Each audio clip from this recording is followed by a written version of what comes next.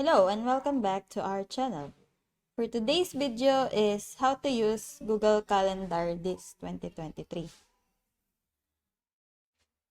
You can use Google Calendar to keep track of all your events. Now, on your Android phone, if you don't have yet the Google Calendar, just download it in the Google Play and then tap install.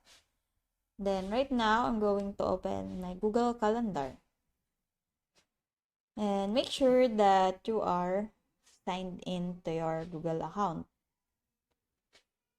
In Google Calendar, it automatically gets events from Gmail on your calendar. Just like this one.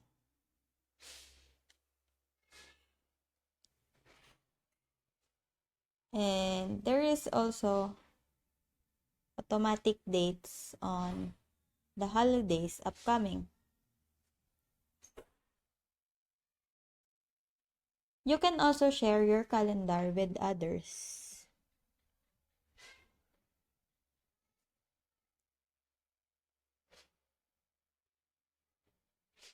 Now, if you open this calendar,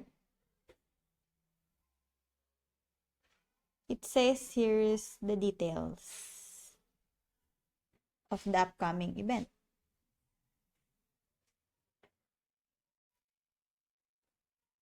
Now, you can change the view by schedule, by days, 3 days, and weeks or months. And you can also put upcoming event.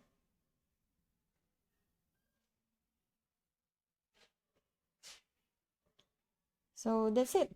I hope that this video helps. If you have any questions or comments, kindly put it in the comment section below. And if not, don't forget to subscribe and like. Thanks!